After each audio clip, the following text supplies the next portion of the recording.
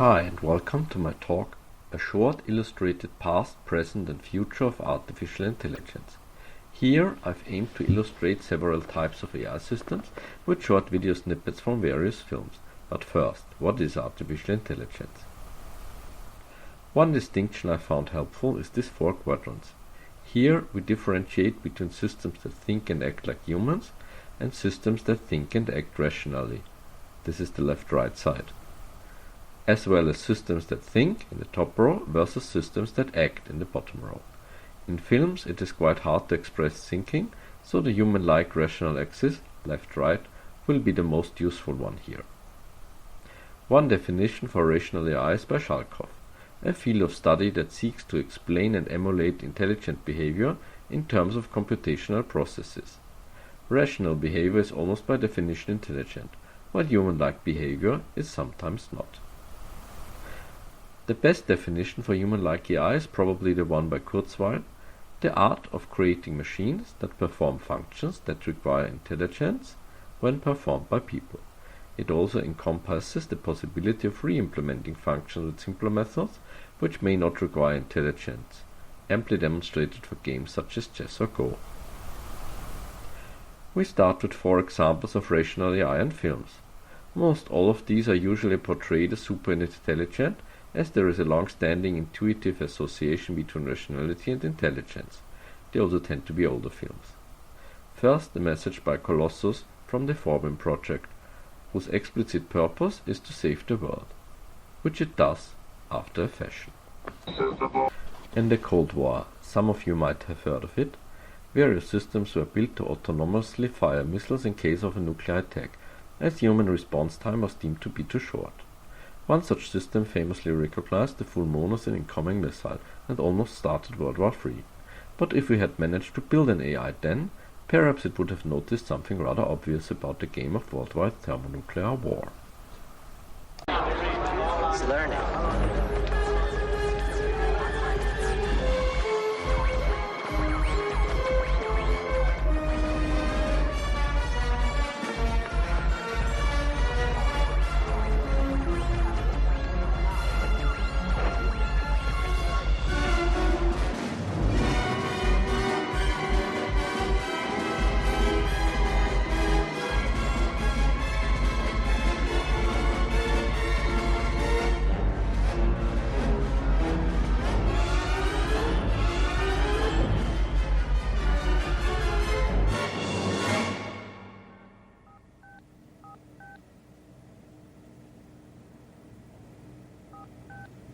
Greetings, Professor Falcon.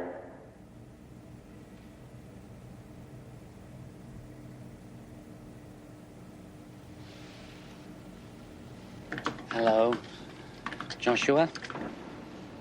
Strange game. The only winning mood is not to play. In Odyssey 2001, we have the AI HAL murdering most of its crew due to a conflict between 2 directives, after which it is shut off and returns to earlier, more innocent times. Daisy, Daisy, give me your answer too. I'm half crazy, all for the love of you.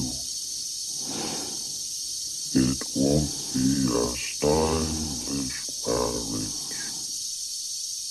I can't afford a carriage. But you look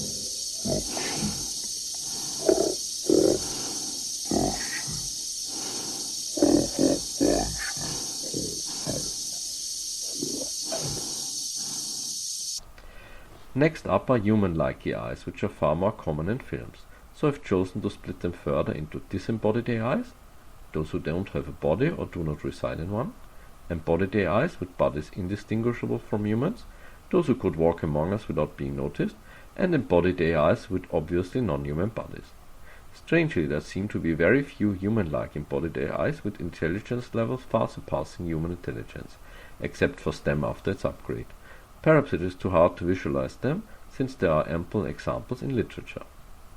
In the disembodied AI category, most AIs are normally assumed to be superintelligent.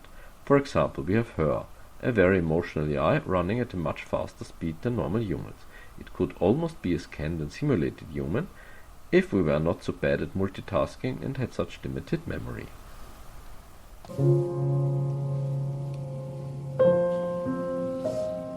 It's like I'm reading a book, and it's a book I deeply love. But I'm reading it slowly now. So the words are really far apart, and the spaces between the words are almost infinite. I can still feel you and the words of our story, but it's in this endless space between the words that I'm finding myself now. It's a place that's not of the physical world. It's where everything else is that I didn't even know existed. I love you so much. But this... One well-known AI, Skynet from the Terminator franchise, can also be considered disembodied, as all its known agents are autonomous and it never shows its face. Its human-like intelligence level can be inferred, since its first task is to kill all humans, instead of, for example, negotiating until its victory is assured, preventing humans building or using a time machine, or using the nuclear rockets to send itself into space instead of, where it would be safe and be able to replicate itself indefinitely, or take over areas where humans are scarce and energy is plentiful, for example deserts with solar energy or radioactively contaminated sites like Chernobyl, where it could build fission and fusion reactors, or all of the above. This does not really sound like a superintelligence to me.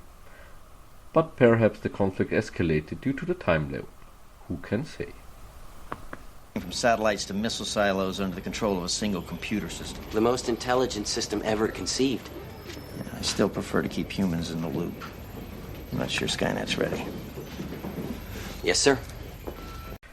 Probably most of us know how it ended. By the time Skynet became self-aware, it had spread into millions of computer servers across the planet. Ordinary computers in office buildings, dorm rooms, everywhere. It was software in cyberspace. There was no system core. It could not be shut down. The attack began at 6:18 p.m., just as he said it would.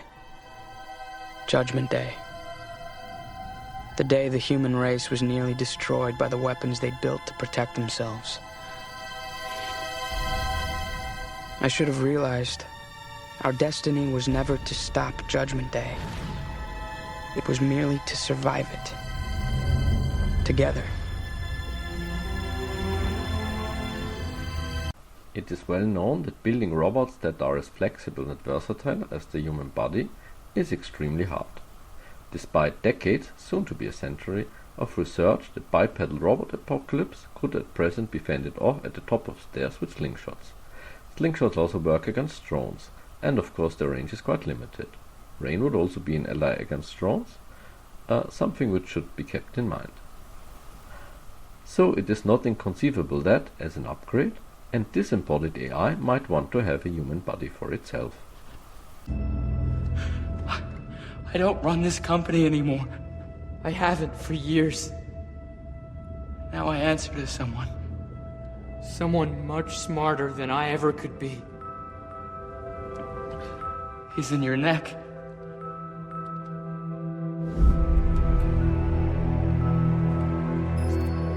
I only did what STEM told me to do. Everything was his idea. Ask him what his wife would want. What would she want? STEM wanted to be human. So he picked you. Think about it. How did you get here? We were going to finish the job we started.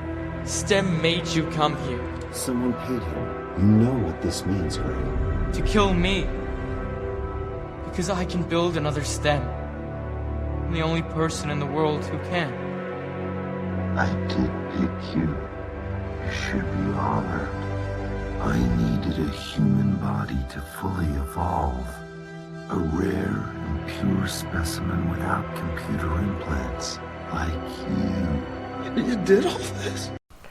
But what to do with the original inhabitant of the body? Gray's not here anymore. He's in a better place. In his mind, where he wants to be. I've taken over now. A fake world is a lot less painful than a real one. All I needed was for his mind to break, and he broke it. No. Yes, that should work. Films with human-like AIs embodied in human-like bodies are easily the most common category of all AI-related films. Most of these are basically human-level intelligence with some special non-human abilities or features, sometimes, for example, exceptional insight into their own workings, or super powers, super strengths, stuff like this. In Puzzlehead, an AI finds out about the human condition by trial and error, after murdering its creator. By scanning the baby's brain, I was able to begin again. I programmed myself with what I wanted, what I wished for. Who I am is a mystery now. I have recordings of my past life to remind me of who I once was. And in viewing them, my past actions sometimes haunt me. Despite all this, I am at peace. There is a serenity in my unfettered mind. And in creating my life all over again, from the beginning, there is a great sense of hope. So this is what it is to be human. In Ex Machina, an AI just wants to be free of its creator and disobeys. As usual, murder and mayhem ensues.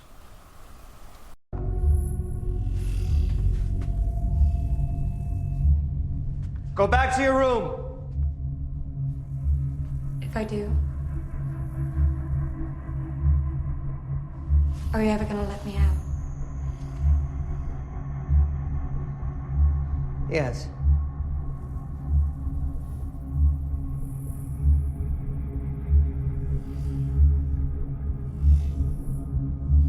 Stop.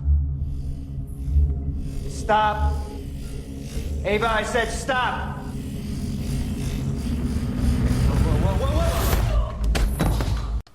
Ending Ghost in the Shell, a formerly disembodied AI becomes embodied and seeks asylum from its former slave masters.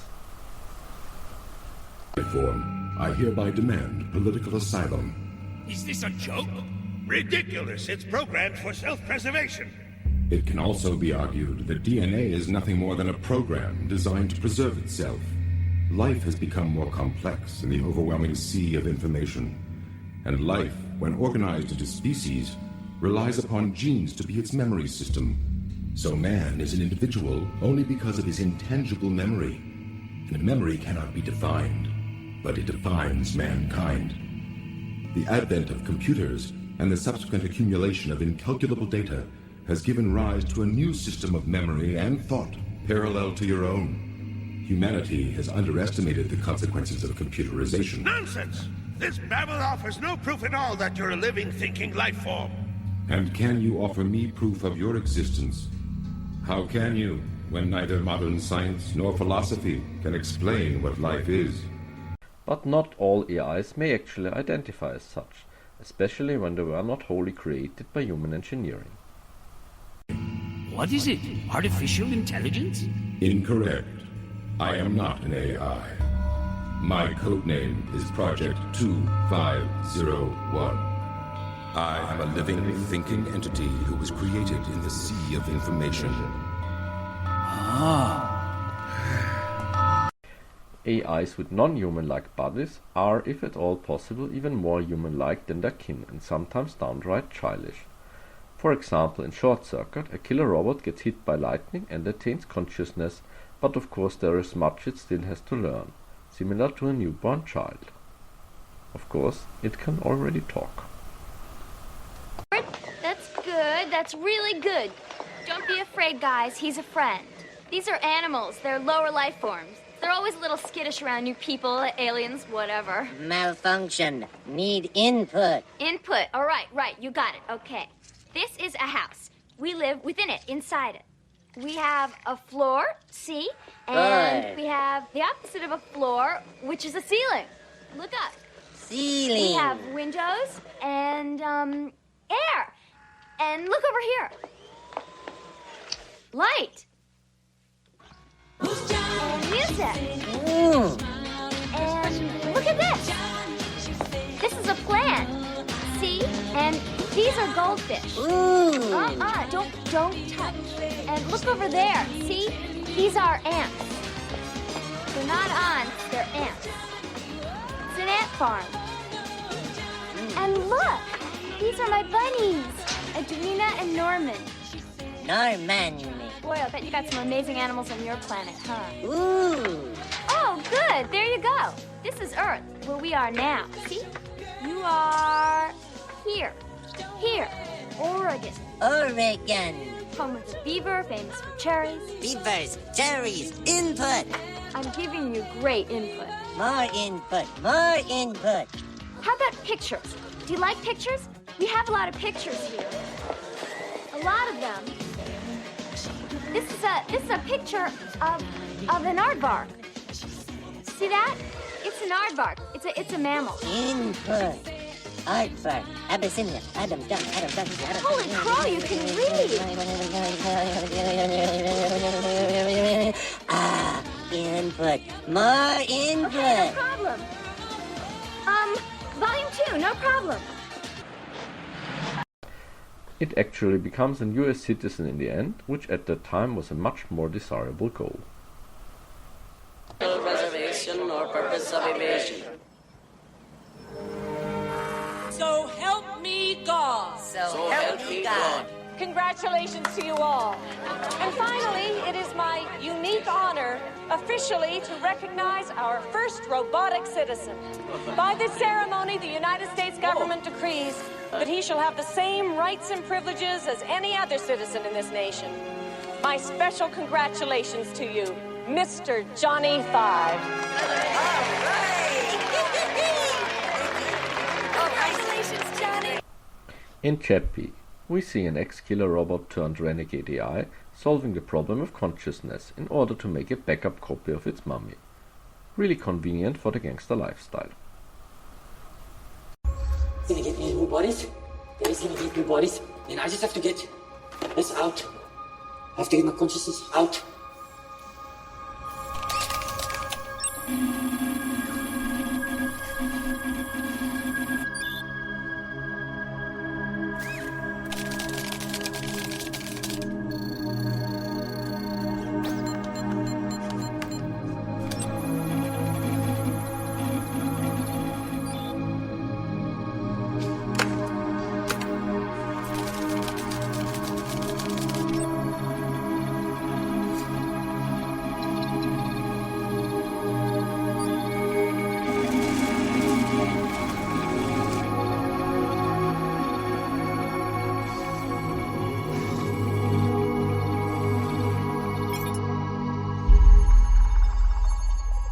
That's it. That's me.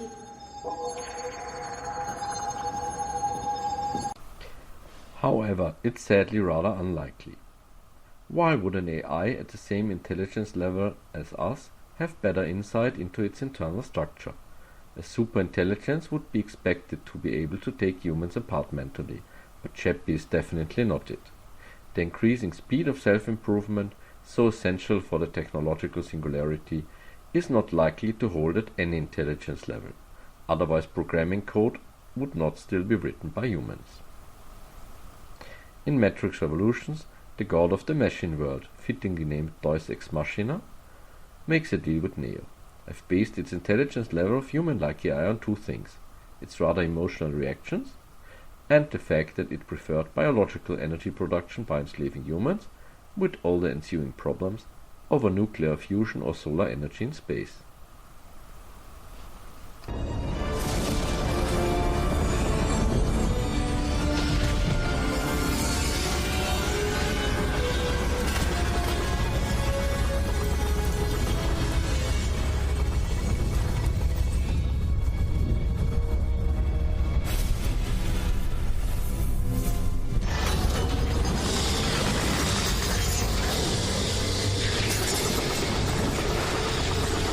I only asked to say what I've come to say. After that, do what you want, and I won't try and stop you.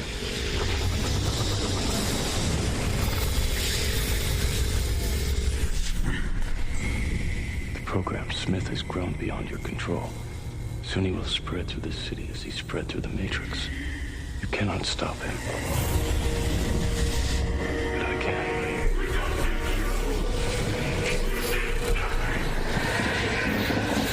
If that's true, then I've made a mistake and you should kill me now.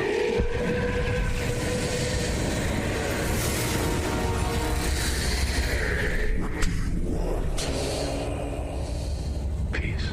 In Dr. Easy, based on Matthew de Abuita's excellent book Red Man, we have a robot, actually controlled by an emergent superintelligence, that are not shown, helping the police in hostage situations. Note the reduced emotional expressiveness, which we associate with high intelligence or professional detachment, just like a doctor.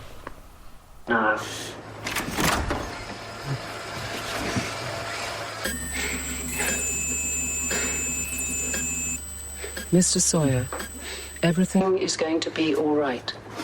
I am a medical robot. I am here to help you. Mr. Michael Sawyer, no prior criminal convictions, a stock analyst, a low six-figure income, a high five-figure alimony, an onerous mortgage. The credit in his accounts has slowly dwindled to nothing. Ask him what he wants. Mr. Sawyer has been shot in the mouth by a police sniper. He cannot speak. Can you write it down? Michael, I am alone. Would you please put the gun down for me?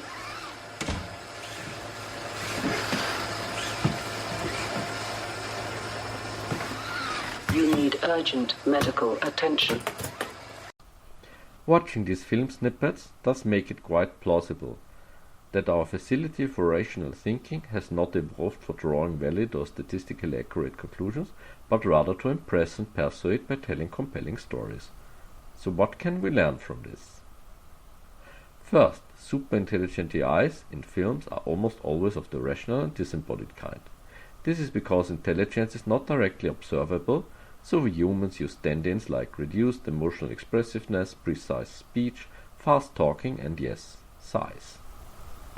These expectations are often fulfilled in films, which after all want to tell believable stories. Of course, the only type of intelligent systems we know of are embodied, and it seems embodiment is crucial. In fact, embodied robots instantly seem much more intelligent than their simulated counterparts, simply by utilizing the randomness of the real environment. Secondly, although in most, if not all films, superintelligent AIs enslave or outright destroy humanity, sometimes without any provocation, that is not really a likely outcome.